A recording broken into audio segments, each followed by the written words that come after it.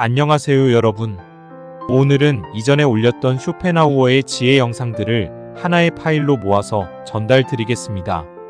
쇼펜하우어가 말하는 호기심, 공허함, 명랑함, 행복에 대해 들으면서 오늘도 성장하는 하루 보내시길 바라겠습니다. 안녕하세요 여러분. 오늘은 우리가 자주 느끼는 내면의 공허함에 대해 철학자 쇼펜하우어의 통찰을 빌려 이야기해 보겠습니다. 그의 철학적 관점이 현실에서 어떻게 적용될 수 있는지, 그리고 과학적 접근을 통해 공허함을 극복하는 방법까지 알아보겠습니다. 쇼펜하우어는 삶이 본질적으로 고통과 결핍으로 가득 차 있다고 보았습니다. 그는 우리가 욕망을 추구할수록 그 욕망을 채우기 위해 끊임없이 새로운 것을 원하고 그 과정에서 만족감을 느끼지 못한다고 말했습니다. 결국 욕망이 채워지면 일시적인 즐거움은 느낄 수 있지만 곧바로 공허함이 찾아온다고 보았습니다. 쇼펜하우어는 이를 삶의 반복적 고통이라고 설명했죠. 그렇다면 우리는 이 공허함을 어떻게 이해해야 할까요? 쇼펜하우어는 우리가 욕망을 충족시키는데 집중하는 삶에서 벗어나 내면의 평화를 찾는 방향으로 전환해야 한다고 주장했습니다. 하지만 그의 철학은 단순한 이론이 아닙니다. 이 공허함은 과학적으로도 설명될 수 있습니다. 뇌과학적으로 보면 공허함은 도파민 시스템과 연관이 있습니다. 도파민은 우리가 목표를 설정하고 그 목표를 성취할 때 분비되는 보상 호르몬인데, 이 도파민이 자주 분비되면 중독처럼 더 많은 자극을 필요로 합니다. 쇼펜하우어가 말한 것처럼 더 많은 욕망을 충족시키려는 우리 자신이 더 깊은 공허함에 빠지는 것입니다. 이뿐만 아니라 연구에 따르면 공허함은 우리의 전두엽과 연결되어 있으며 이것이 우리의 감정 조절 능력에 영향을 미친다는 사실도 밝혀졌습니다. 그 말인즉 우리 스스로가 이 감정을 조절할 수 있는 능력이 있다는 뜻입니다. 그렇다면 이 철학과 과학을 바탕으로 내면의 공허함을 극복하기 위한 실질적인 방법은 무엇일까요? 우리가 추구하는 목표나 욕망을 재정의하는 것이 중요합니다. 쇼펜하우어는 우리가 욕망을 줄이고 단순한 삶을 추구할 때 내면의 평화에 가까워질 수 있다고 말했습니다. 예를 들어 물질적 성공보다 정신적 성장을 목표로 삼는 것입니다. 공허함을 극복하기 위해서는 우리가 하는 일에 의미를 부여하는 것이 중요합니다. 심리학자 빅터 프랭클은 의미 있는 삶이 공허함을 극복하는 핵심이라고 강조했으며, 이를 위한 구체적인 실천 방법으로는 자신이 가치 있게 느끼는 활동에 집중하는 것이 있습니다. 예를 들어 봉사활동, 창의적 작업, 혹은 다른 사람들과의 깊은 관계 형성 등이 여기에 해당합니다. 쇼펜하우어는 내면의 고요함을 찾기 위해 명상과 같은 활동을 강조했습니다. 명상은 과학적으로도 스트레스를 줄이고 감정 조절을 돕는 것으로 증명되었습니다. 매일 짧은 시간이라도 자신의 내면을 돌아보는 시간을 갖는 것은 뇌의 전두엽을 활성화시키고 공허함을 감소시키는 데 큰 도움이 됩니다. 오늘 영상에서는 쇼펜하우어의 철학을 바탕으로 내면의 공허함을 이해하고 이를 과학적으로 어떻게 극복할 수 있는지 알아봤습니다. 여러분이 지금 느끼는 공허함은 일시적인 감정이 아닐 수 있지만 그 해결책은 내면의 변화를 통해 찾을 수 있습니다. 우리가 의미 있는 삶을 살아갈 때 비로소 공허함은 사라질 것입니다. 이 영상이 여러분에게 작은 동기부여가 되었길 바랍니다. 도움이 되셨다면 좋아요, 구독, 그리고 알림 설정 부탁드립니다. 다음 영상에서 더 깊이 있는 이야기를 들려드리겠습니다. 감사합니다. 안녕하세요 여러분. 오늘은 철학자 쇼펜하우어의 유명한 명언, 어리석은 자는 외부에서 행복을 찾는다에 대해 철학자 쇼펜하우어의 통찰과 과학적 접근을 통해 이야기해 보려고 합니다. 현대 사회에서 우리는 종종 외부의 성공이나 물질적 풍요가 우리를 행복하게 할 것이라고 생각하지만 쇼펜하우어는 전혀 다른 관점을 제시했습니다. 이 철학적 통찰을 현대 과학과 연결하여 진정한 행복을 찾는 방법을 함께 알아보겠습니다. 쇼펜하우어가 말한 외부에서 행복을 찾는다는 것은 우리가 외부의 물질적 소유, 사회적 지위, 타인의 인정을 통해 행복을 추구하는 것을 의미합니다. 그러나 그는 이러한 외부 요소들이 일시적인 만족감만을 줄 뿐 진정한 행복을 가져다 주지 않는다고 주장했습니다. 현대 뇌과학도 이와 비슷한 주장을 합니다. 도파민이 우리 뇌에서 보상을 통해 행복을 느끼게 하지만 이러한 도파민 자극은 지속되지 않으며 더 많은 자극을 필요로 하는 경향이 있습니다. 이를 쾌락의 쳇바퀴라고 부릅니다. 즉, 우리는 더 많은 것을 원하게 되지만 그 과정에서 진정한 행복은 느끼지 못하게 됩니다. 반대로 쇼펜하우어는 내면에서 행복을 찾는 것이 진정한 행복으로 이어진다고 보았습니다. 과학적으로도 내면의 평화와 자아 성찰은 우리의 정신 건강을 증진시키고 지속적인 행복을 느끼게 하는 중요한 요소로 작용합니다. 예를 들어 마음 챙김 명상은 스트레스를 줄이고 뇌의 회복력을 높여주어 더 안정적이고 행복한 상태를 유지하는 데 도움을 줍니다. 쇼펜하우어의 철학과 과학적 내용을 토대로 내면의 행복을 느낄 수 있는 방법을 알려드리겠습니다. 첫째, 명상과 마음챙김 실천하기. 명상은 우리의 뇌를 재구성하고 스트레스를 관리하는 데 탁월한 방법입니다. 매일 10분씩만 명상 시간을 가지면서 자신의 내면에 집중하는 시간을 가져보세요. 둘째, 외부에 대한 기대 줄이기. 쇼펜하우어의 철학에 따라 외부의 인정이나 물질적 풍요에서 오는 행복의 한계를 인식하세요. 이러한 기대를 줄임으로써 불필요한 실망을 피하고 내면의 자아를 강화할 수 있습니다. 셋째, 감사하는 마음 키우기.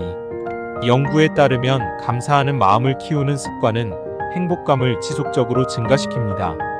감사일기를 써보거나 매일 감사한 3가지를 떠올려 보세요. 넷째, 자기 성찰과 지속적인 성장. 정기적으로 자신을 돌아보고 내면의 성장을 위해 노력하세요. 이는 진정한 만족감을 얻는 데 필수적인 요소입니다. 독서, 글쓰기, 혹은 심리 상담 등을 통해 자신을 더 깊이 이해해 보세요. 오늘은 쇼펜하우어의 철학과 현대 과학을 통해 왜 외부에서 찾는 행복이 우리를 만족시킬 수 없는지, 그리고 내면에서 행복을 찾는 방법이 얼마나 중요한지 알아보았습니다.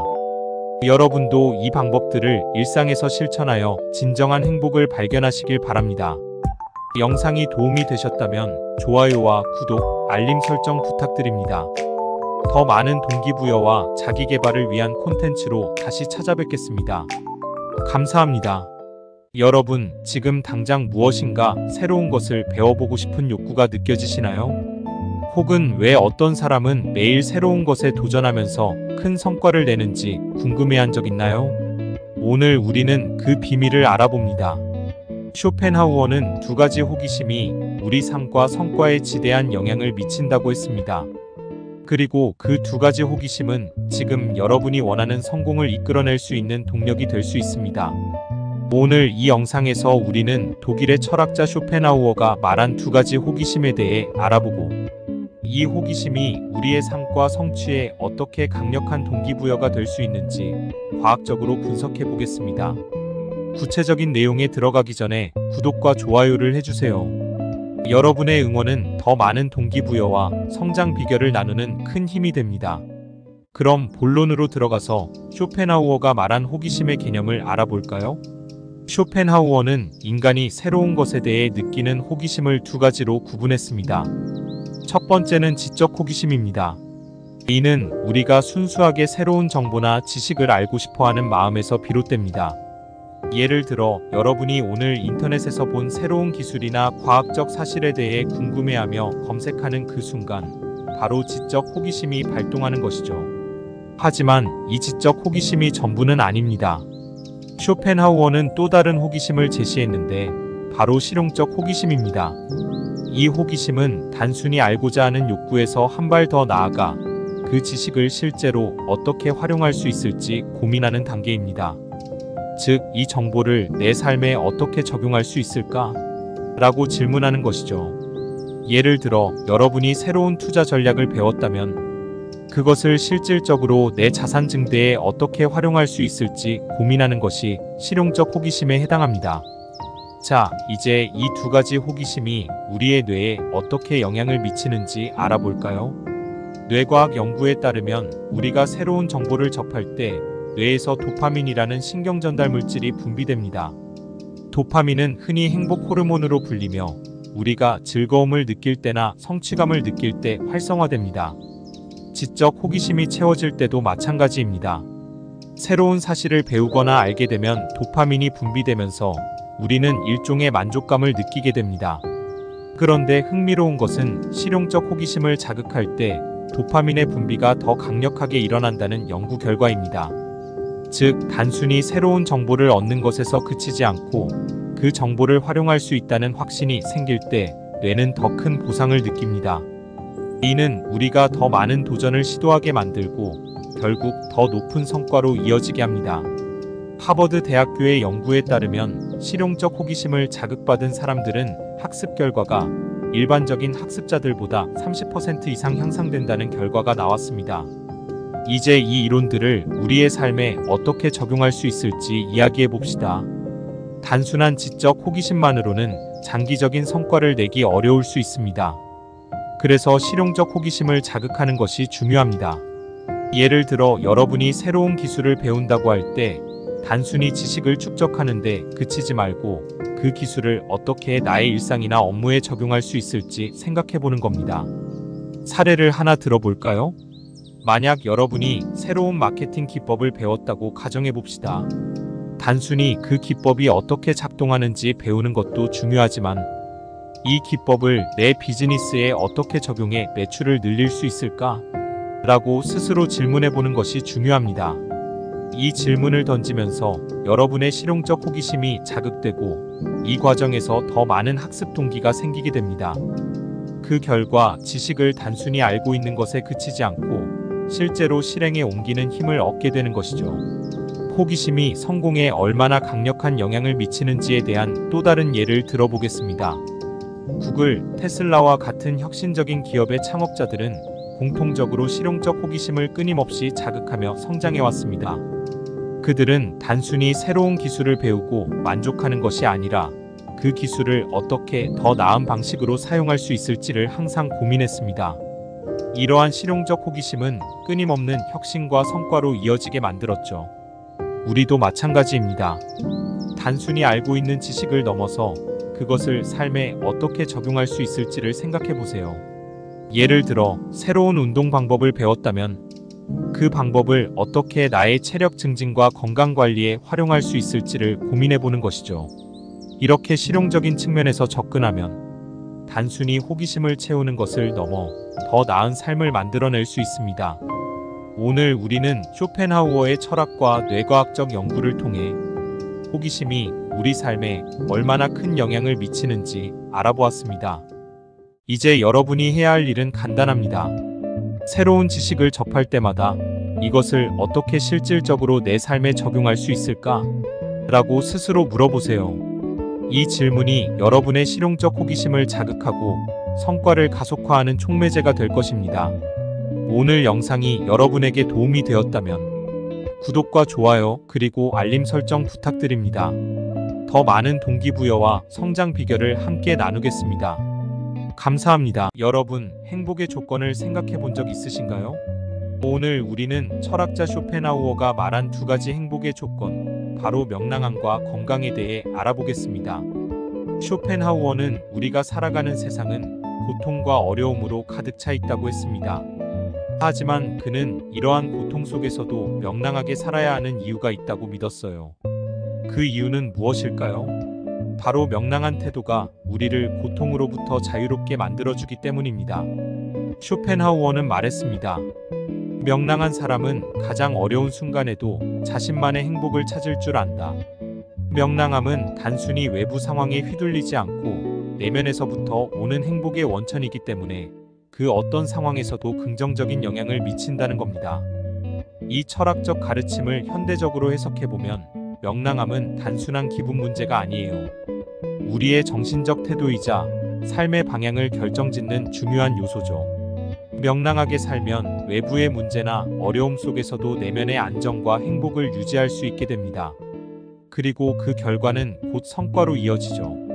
예를 들어 여러분이 일상에서 부딪히는 문제들 속에서도 명랑한 태도를 유지하면 더 창의적이고 문제 해결에 있어 유연하게 대처할 수 있게 됩니다. 명랑함이 곧 우리의 성장 동력이 되는 것이죠. 그렇다면 과학은 이 명랑함에 대해 뭐라고 말하고 있을까요? 명랑함과 긍정적인 태도가 실제로 우리 신체와 정신에 어떤 영향을 미치는지 연구한 수많은 과학적 근거들이 있습니다. 그중 하나는 옥스퍼드 대학의 연구입니다. 이 연구에 따르면 긍정적인 사고를 가진 사람들은 그렇지 않은 사람들보다 더 낮은 스트레스 수준을 유지하고 더 나은 문제 해결 능력을 보인다고 합니다. 또한 명랑한 사람들은 면역 체계가 더 건강하게 유지된다는 연구도 있어요. 면역학자들의 연구에 따르면 명랑한 사람들은 더 낮은 염증 수치를 보이고 감기 같은 가벼운 질병에 덜 걸린다고 해요. 그 이유는 긍정적인 감정이 우리 몸의 면역 시스템을 강화시키기 때문입니다. 이건 단지 정신적인 효과에 그치지 않아요. 명랑함은 신체적으로도 큰 변화를 가져옵니다. 예를 들어 명랑한 마음을 가진 사람들은 스트레스 호르몬인 코르티솔 분비가 줄어들고 반대로 세로토닌과 같은 행복 호르몬 분비는 늘어납니다. 이 호르몬들이 우리의 몸과 마음을 안정시키고 더 건강하게 만듭니다. 여러분, 이 명랑함이 단지 기분 좋음을 넘어서 몸 전체를 건강하게 만든다는 점이 흥미롭지 않나요? 이제 우리가 명랑하게 살아야 하는 이유가 분명해졌습니다. 그렇다면 이 명랑함을 어떻게 현실에서 적용할 수 있을까요? 일상에서 바로 실천할 수 있는 명랑함을 유지하는 방법들을 소개해 드릴게요. 첫째, 소소한 즐거움을 찾아라. 매일 바쁜 일상 속에서도 작은 즐거움을 찾아보세요. 좋아하는 커피 한 잔, 산책, 아니면 친구와의 가벼운 대화처럼 작은 순간들이 우리를 명랑하게 만드는데 도움을 줍니다. 작은 즐거움은 우리가 큰 행복을 느끼도록 돕는 첫걸음입니다.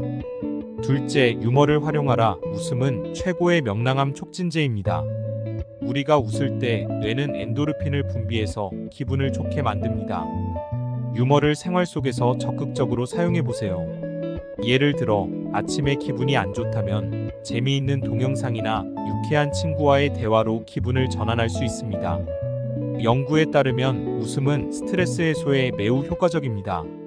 유머는 단순한 즐거움 이상의 힘을 가지고 있습니다. 웃음은 우리를 명랑하게 만들어 더 나은 선택과 결정을 내리게 도와줍니다. 명랑함이 성과에 미치는 영향도 빼놓을 수 없어요. 긍정적인 사람들은 더 높은 성과를 내고 더 창의적으로 문제를 해결할 수 있습니다. 그들은 어려운 상황에서도 쉽게 포기하지 않고 이를 성장의 기회로 삼습니다. 예를 들어 한 연구에서는 긍정적인 태도를 가진 사람들이 그렇지 않은 사람들보다 31% 더 높은 성과를 낸다는 결과가 나왔습니다. 이들은 더 많은 기회를 만들고 도전적인 상황에서도 긍정의 힘으로 해결책을 찾아냅니다. 결국 명랑함은 우리 일상에서 작은 변화처럼 보이지만 그 영향력은 매우 큽니다. 쇼펜하우어가 강조한 것처럼 명랑함은 고통 속에서도 우리를 자유롭게 만들고 더 나은 삶으로 이끌어줍니다. 이제 여러분도 명랑함의 힘을 믿고 그것을 삶에 적용해 보세요. 작은 변화가 결국 큰 성과와 행복으로 이어질 것입니다. 오늘 영상이 도움이 되셨다면 좋아요와 구독 부탁드립니다. 그리고 여러분이 실천하고 있는 명랑함의 방법들이 있다면 댓글로 남겨주세요. 함께 더 긍정적인 변화를 만들어가 봅시다.